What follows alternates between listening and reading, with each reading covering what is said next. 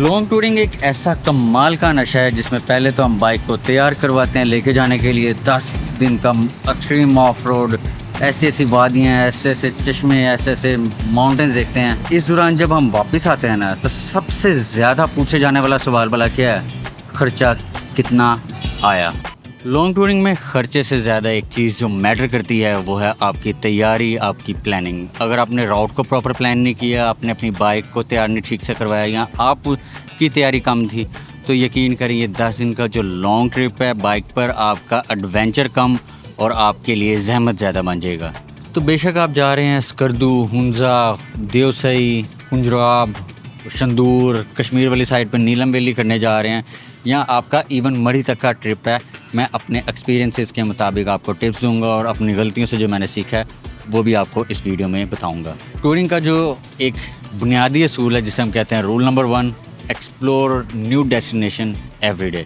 जब आप डेली एक नई डेस्टिनेशन देखेंगे, लेट्स सपोज आपका 10 दिन का ट्रिप है, तो आपके 10 दिन में आप 10 नई ऐसी जगह एक्सप्लोर कर चुके होंगे कि आप कहेंगे कि यार लाजवाब ट्रिप हो गया। कोशिश करें कि एक ही जगह मल्टीपल नाइट्स ना स्टे करें अनलेस वो बहुत ही ज़्यादा खूबसूरत ना हो। लोग तैयारी पर ज़्यादा फोकस करते हैं कि यार बाइक को तैयार कर लें, ट्रिप पर निकल जाएं, लेकिन तैयारी से ज़्यादा आपकी जो मोस्ट इम्पॉर्टेंट चीज़ है वो है प्लानिंग। आपने किस तरह अपना राउट को प्लान किया है, आपने उसके अंदर कौन कौन सी जगह शामिल की हैं। लेट्स सपोज मैंने कश्मीर जाना है, मैं उसके अंदर बबून शामिल कर लेता हूँ, मैं उसके अंदर शाउंटर शामिल कर लेता हूँ, मैं उसके अंदर रत्ती गली कर लेता हूँ। इवन मुझे पता है कि मैं वहाँ पे बाइक पर जा ही नहीं सकता, मेरे पास वो एक्सपर्टीज़ नहीं है, मेरे पास साथ जाने वाला कोई नहीं है, मैं लेकिन फिर भी वो राउट में शामिल कर लेता हूँ, जो कि प्रैक्टिकल नहीं है। जब आप ऑन रूट जाते हैं आप वहाँ कर नहीं सकते, वो फिर आपके लारंकेल तौबत करके वापस आ जाते हैं। ये मैं एक एग्जांपल दिया एक राउट की।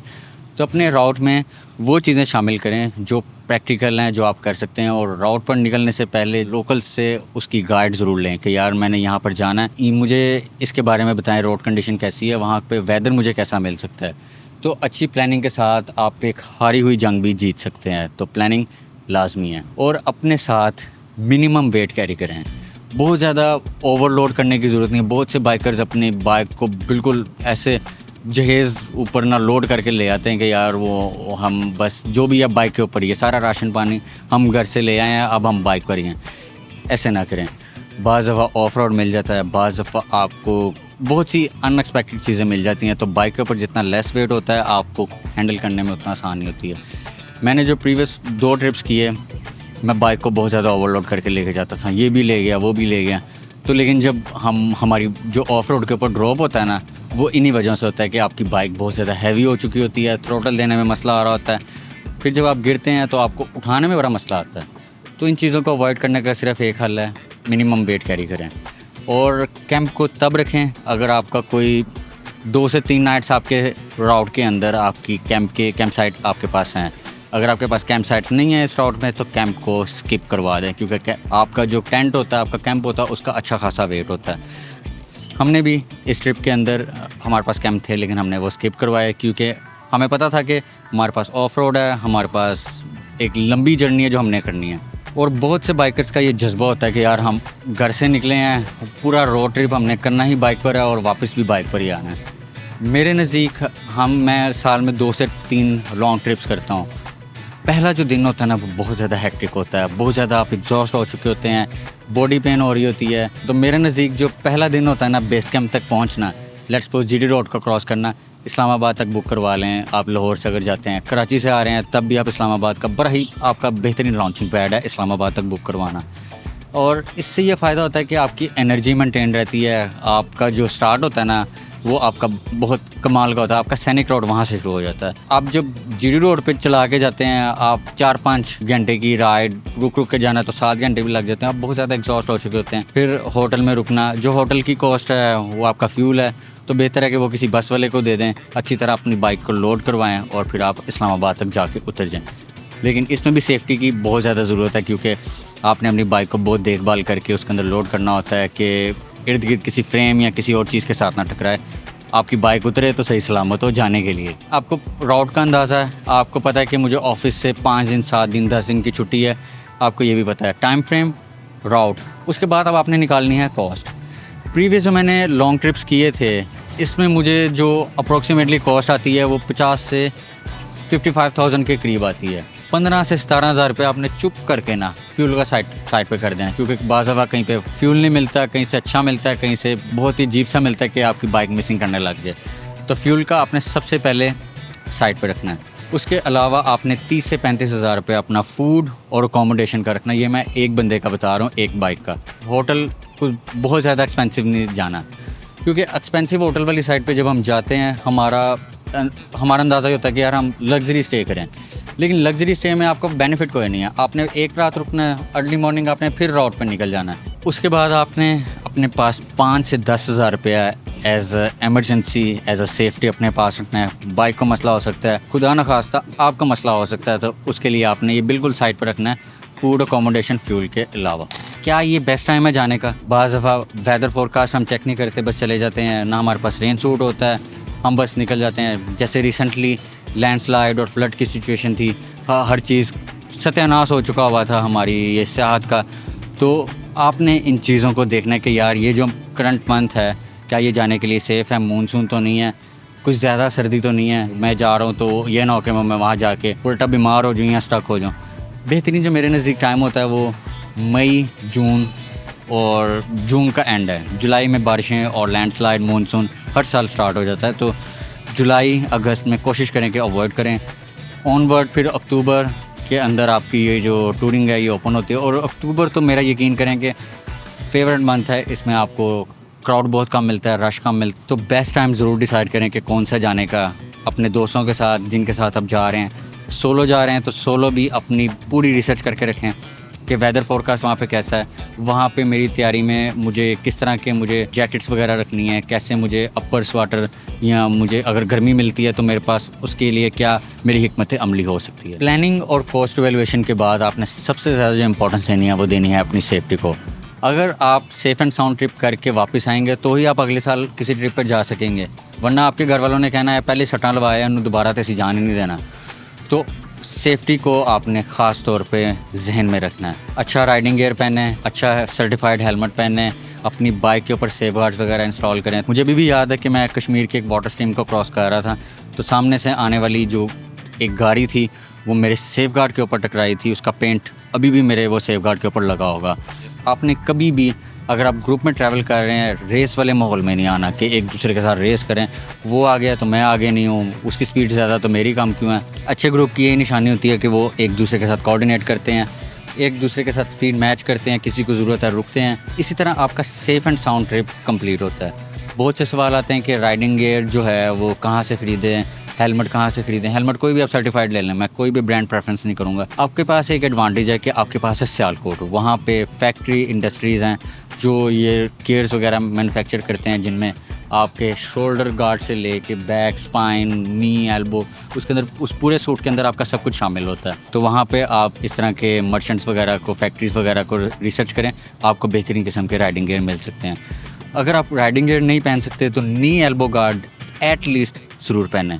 इवन बाज़ दफ़ा आपको हेड इंजरी से ज़्यादा आपको नी एल्बो पे ज़्यादा मसला आता है, किसी की हड्डी टूट गई खुदा ना खास्ता, कोई रगड़ वगैरह आ जाती है तो वो नी एल्बो पर ज़्यादा आती है, तो इस चीज़ को आपने बिल्कुल हल्के में नहीं लेना। हमने ये देखना है कि बाइक के दौरान हमें सफ़र करते हुए कौन कौन सी प्रॉब्लम्स ज़्यादा आती हैं। सबसे ज़्यादा बाइक का पंक्चर होना, इंजन ऑयल आपके पास अच्छा होना, लोकल के पास किस तरह का इंजन ऑयल है, आपका इंजन ऑयल कम हुआ है या आपका वो माइलेज पूरी हो गई, आपको वहाँ पे इंजन ऑयल कैसा मिलता है कोई अंदाज़ा नहीं है। अपना इंजन ऑयल साथ रखें, अपने पास पंक्चर किट रखें, प्रॉपर टूल सेट रखें जिसमें आपकी चाबी, पाना, रेंच ये सब कुछ शामिल हो। इससे आपको पास ना एक तो बाइक के अंदर जो इश्यूज़ आ रहे हैं आपको टैकल करने की सलाहियत आती है कि यार मैं खुद देखूं, किसी दूसरे पर रिलाय नहीं रहना कि यार वो फ़लाना जो मेरा पार्टनर जा रहा है वो मेरी बाइक का चैन कस देगा, वो मेरी बाइक का फ़लानी चीज़ लूज़ हुई या वो कर देगा। आपके पास खुद टूल सेट होने चाहिए, ये चीज़ें ज़रूर रखें। पंक्चर बहुत बड़ी ज़लालत है, मैंने बहुत से लोगों के पंक्चर होते हुए देखे हैं, उनके पास टूल सेट नहीं होता, उनके पास एक पंप नहीं होता, उनके पास वो टायर खोलने के प्रॉपर औजार नहीं होते। बाज़ वो पंक्चर की दुकानें बहुत किलोमीटर दूर होती हैं, आपको जब लोडेड बाइक घसीटनी पड़ेगी ना तो वो बहुत ज़्यादा अजियत देती है। प्लानिंग, कॉस्ट वैल्यूएशन और सेफ्टी के बाद चौथे नंबर पर मैं रखता हूँ जी अपनी तैयारी को। तैयारी में सिर्फ आपकी ही तैयारी नहीं, आपकी बाइक की तैयारी, आपने लगेज को किस तरह डिस्ट्रीब्यूट करना है, कैसे आपने बांधना है, ये सब चीज़ें शामिल होती हैं। और अगर आप जा रहे हैं फ़र्स्ट टाइम तो यकीन करें कि आपकी जो टूरिंग कॉस्ट है ना, उससे ज़्यादा आपकी तैयारी की, आपके प्रिपरेशंस की कॉस्ट आ जाएगी। क्योंकि आपने शोरूम से बाइक निकलवाई है, वो बिल्कुल आपने उसको तैयार करना है, एडवेंचर बाइक में कन्वर्ट करना है, वो आपका बहुत ज़्यादा खर्चा आ सकता है। जो मेरा एस्टिमेट है 60 से 70 हज़ार रुपया सिर्फ आपको बाइक की तैयारी में आ सकता है। छोटी छोटी चीज़ें हैं, बॉक्स लगाना, हैंडल पे आपने वो लीवर गार्ड लगा लिए, सेफ गार्ड लगा लिए, बाइक को रैप करवा लिया, अपने राइडिंग गियर ले लिए, आपने लाइट वगैरह चेंज करवा ली, एक्सटर्नल लाइट्स लगाई। तो ये सब कर के ना आपका कहीं नहीं गया 50-60 हज़ार रुपया एक तरह का ख़र्चा आ जाता है फ़र्स्ट टाइम। फिर जैसे बाइक तैयार हो जाती है, फिर आप रेडी टू गो होते हैं। हर ट्रिप के ऊपर आपने जब जाना है, आप कहते हैं कि यार ये चीज़ मेरे पास कम है, ऐड ऑन कर ली, तो वो फिर आपकी एक फ़्लो बन जाता है। लेकिन फ़र्स्ट टाइम बहुत ज़्यादा ख़र्चा आता है। तो मोस्टली लोग इसी तरह जो स्टॉक बाइक होती है उसी को लेकर निकल जाते हैं।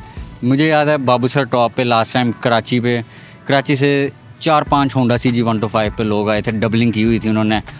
कोई राइडिंग गियर नहीं था, कोई हेलमेट नहीं था, लेकिन जब हम ऊपर गए बाबूसर टॉप पे, वहाँ पे हुई जी आखिर किस्म की ज़ालाबारी। वो यकीन करें मैंने उनको छुपते हुए देखा।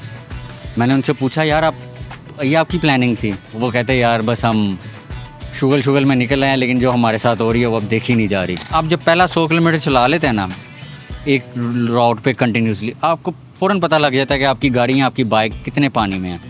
तो आपने एक शॉर्ट राइड ज़रूर करनी है अपने सराउंडिंग में, किसी एरिया में, लाहौर में है तो कसूर कर लें आप, रावलपिंडी इस्लामाबाद में मरी, कोटली सतियाँ, पंजपीर इस साइड की कर लें। आपको अंदाज़ा हो जाता है कि आपकी बाइक कितने पानी में है, इसके ऊपर मुझे पैसा कितना लगाने की ज़रूरत है।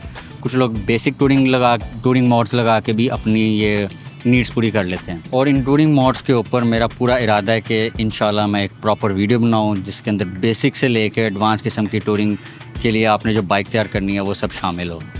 Now all set, time to explore. हर चीज़ आपकी कंप्लीट है, आपकी तैयारी से लेके आपकी सब कुछ।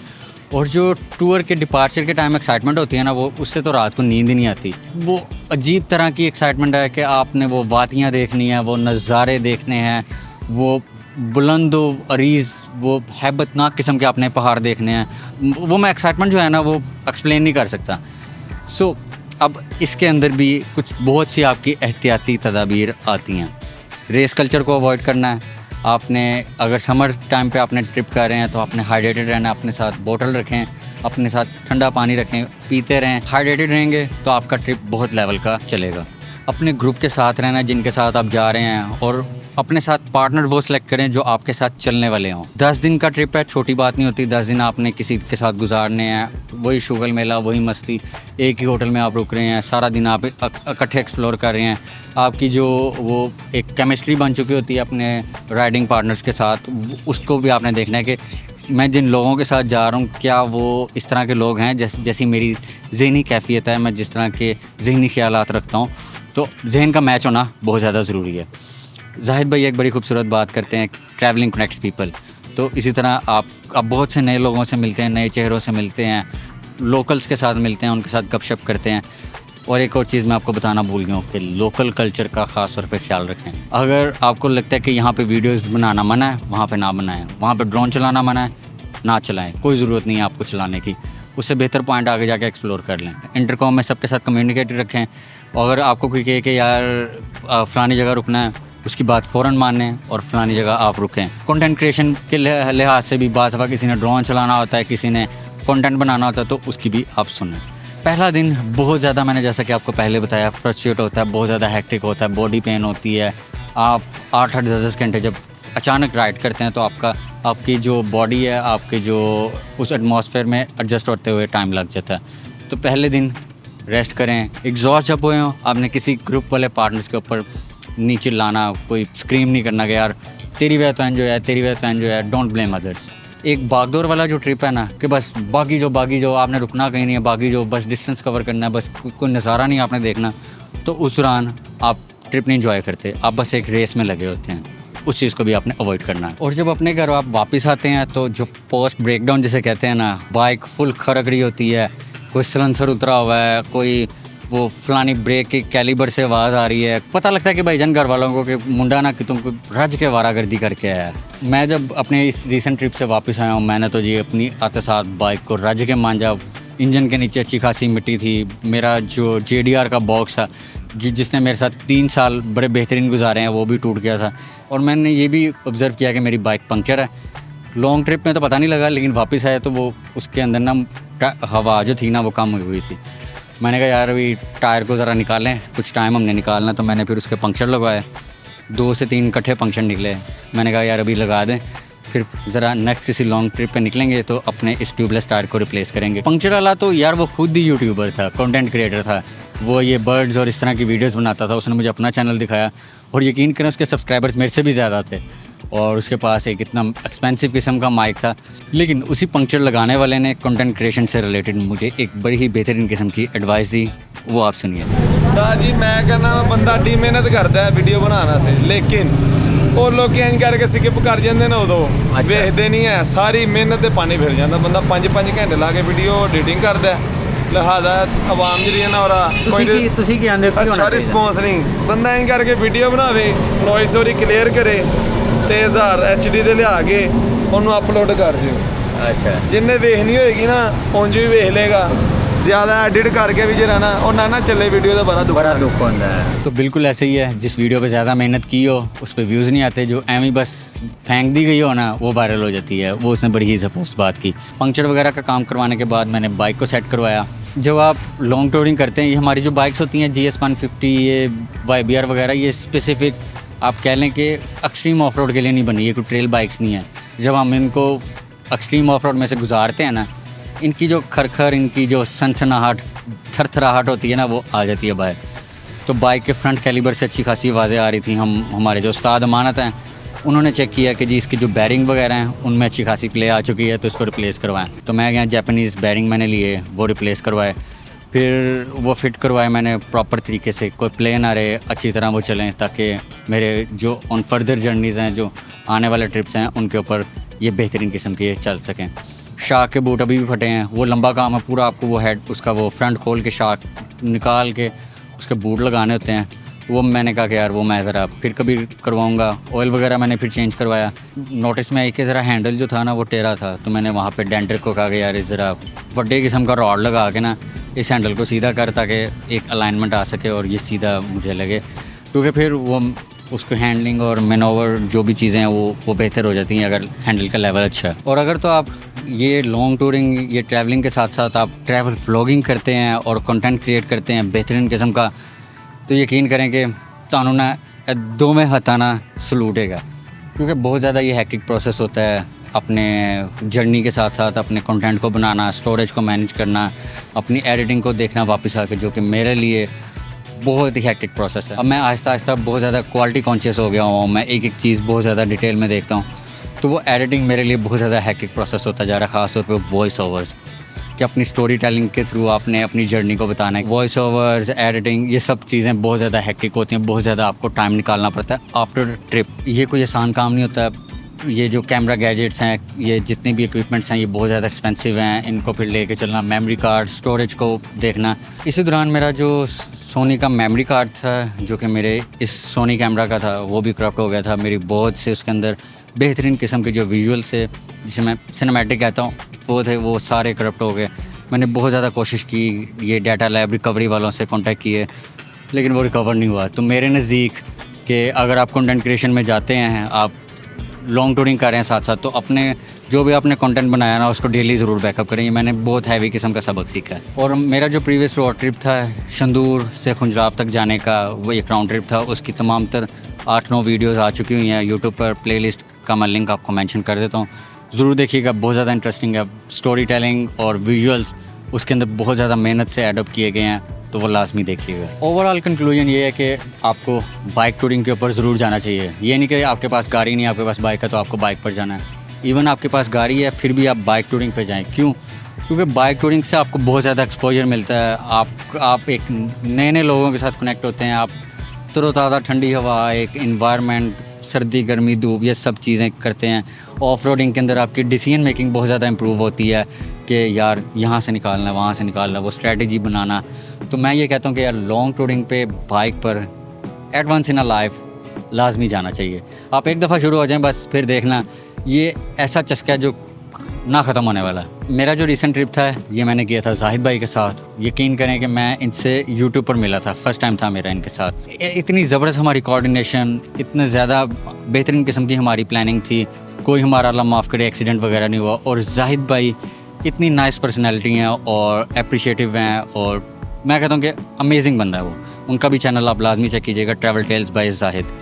तो ओवरऑल ये वीडियो अगर आपके लिए हेल्पफुल रही है, आप लॉन्ग ट्रिप पे जाना चाह रहे थे, ये वीडियो मेरे आप तक पहुंची है, शायद हो सकता है कि या आप इसके अंदर कोई मेरी टिप्स और गाइड आपके लिए काम की आ सकें। तो अगर तो हेल्पफुल है तो चैनल को सब्सक्राइब करें, वीडियो को लाइक करें ताकि आने वाली वीडियोस आप तक पहुंच सकें, और बेल आइकन को भी ज़रूर प्रेस कर देना, नोटिफिकेशन भी तो मिल सके ना। तो मिलते हैं जी नेक्स्ट किसी राइड में, नेक्स्ट किसी एडवेंचर में। मुझे दें इजाज़त, तब तक के लिए जी अल्लाह हाफिज़।